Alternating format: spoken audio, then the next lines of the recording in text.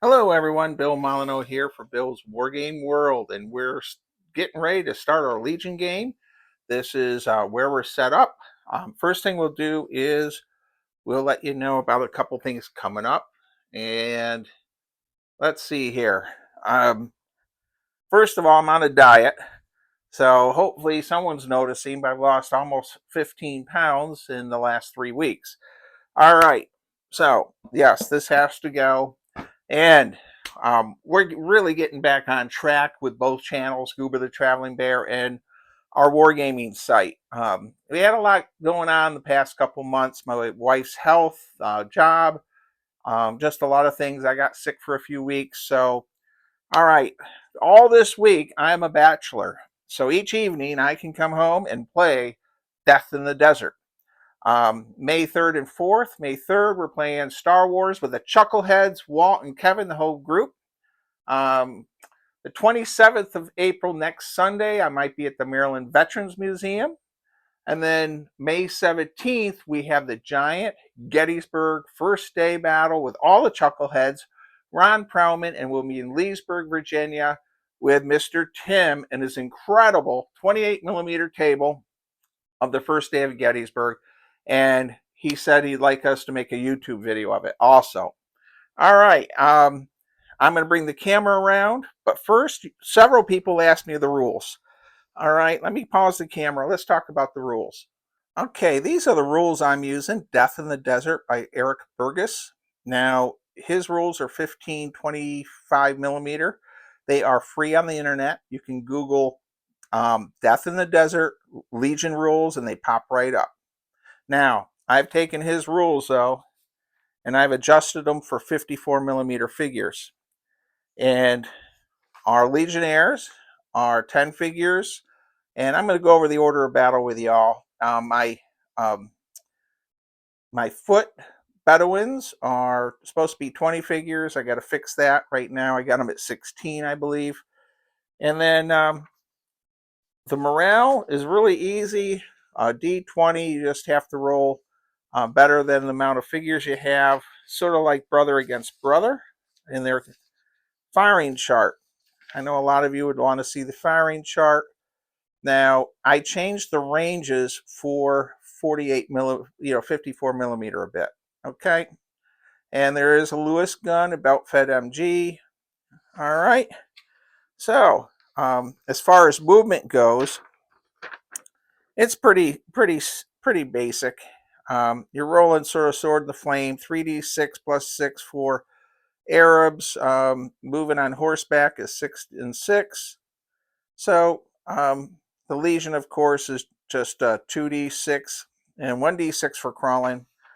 And we will have one fanatic tribe, which they are getting a +2 in hand-to-hand combat. So Death in the Desert, I also put my 54 millimeter scale rules where I've edited these, and they are on the No Stress Miniature Wargame Facebook site on the Facebook. You can join if you're not a member, and it's in the file section along with a lot of other free rules and wonderful newsletters that Elwood Woody Chris wrote prior to his death. For about 10 years, he would write a newsletter of each game with the rules and the scenarios and the pictures. It was quite a bit of work. All right, we're going to go over the Bedouins. All right, here we go. We have our Bedouins here at our prayer tower. And by the way, Jim Shaw painted these. Some of these are in glossy because I was going with the H.G. Wells glossy look of Britons. This is my only unit of mounted troops, and then our Sheik is there in the gray. That unit is actually hidden. They cannot be fired on because they're hidden in the scrub. Okay, our courtyard, the Legion has to come and get all this ammunition and rifles that have been confiscated. And then we have our small village, and we'll pause the camera here. So I need to add one extra base to every one of these units, which I do have. Some things aren't flocked yet, but these tan bases, it won't matter that much for this game.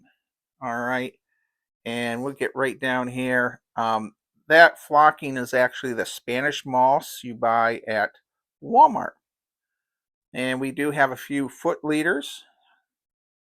And by the way, I don't have enough pure um, Arabs, Bedouins, so I have some Dervish mixed in.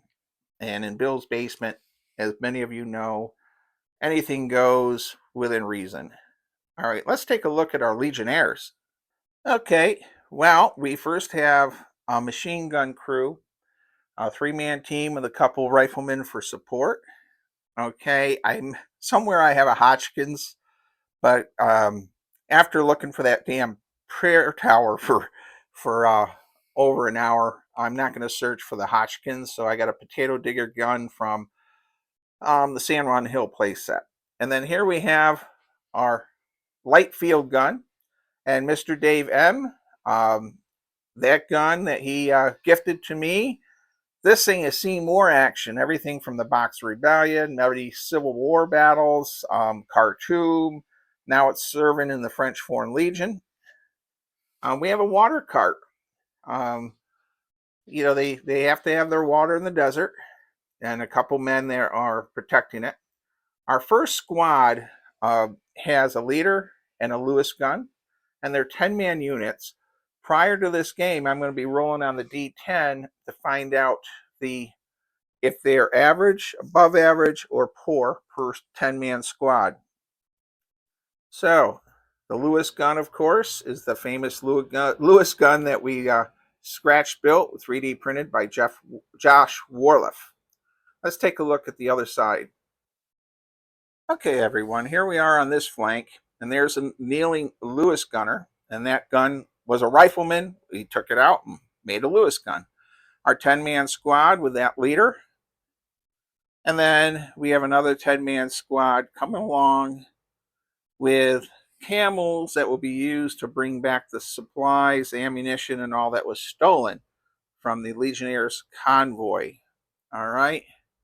So that's the objective. The Legionnaires will need to march across. They have some fire support with the gun, and they're going to head into this village. And according to the points and the rules, I'm pretty close. Once I get one more base per Bedouin. So when we come back on Monday, and my wife is actually staying at the Virginia house for a little while, just to try it out, and with the puppies too. She's got all 3 rescue dogs. So when we come back tomorrow night, you're going to see 5 bases instead of 4. So they'll be boosted up to 20 figures, and we're going to go over the rules one more time and close out. Hold on, everyone. And don't forget, my videos, they get donated, the money monetized gets donated, and we're getting ready to call it a day for Weiss Fork Battlefield. We'll be sending them a check in late May. I think we're broke $500. I think we're going to be around 508, 510, something like that. Rating your troops quality. All right, for each of these French Legionnaire units, we're going to go 1 or 2 for poor, 3 through 8 average, 9 or 10 great with a +1. Melee and firing skills. All right. I will use a pipe cleaner of some type to mark the leader bases for all these units. And when I do that later tonight, they will be marked also. I think the table looks pretty good. And if you notice way in the back, I did my best to try to hide the green back there so Walt Leach and the Chuckleheads won't say, why do you have grassy knolls in the background?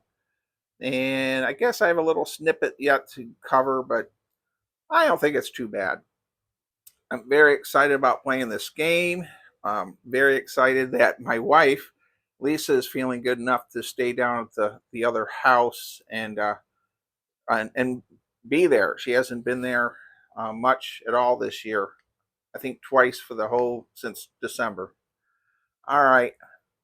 Well, what do y'all think? Dave M. I'm probably going to do something interesting. I'm going to put a sticker on the Legionnaire commanders. And all of you out there, I have a lot of viewers, and some watch, some don't, but we're going to make Ronald McDonald will be one of my Legionnaire commanders. Vince, Sheriff John's 93-year-old father, we're going to label that leader Lieutenant Vince. And then way over the other side, Jack Brendel, Vietnam veteran. He watches this channel, religiously, sends me notes every week. We're going to make that one Jack Brendel. And this leader here is in command of the machine gun and artillery team, Mr. Dave M. of Virginia. And he belongs to Novak Wargaming Group. So that's it. I have not considered naming any of the Arabs, but I think I may have Kim Metis. I think he's a Vietnam vet out in Oklahoma. He's helped me with my Weiss Fork game. The overall Sheik, I think we'll name him as the Great Sheik and start our holy war. All right, this is what I got to do. I got to go get some more bases put on here, and I've dabbled long enough. Hopefully some of you are still watching. This is probably going to be the last series of videos to help Weiss Fork Battlefield. And then we'll turn our attention to Braddock's Battlefield History Center in Pittsburgh, Pennsylvania. And right now, I'm really recharged, reorganized, and we're going to get both channels running back up to speed. Thank you, everyone. Stay safe, be kind, be courteous, and as Colonel Hanson would say, be true to your school.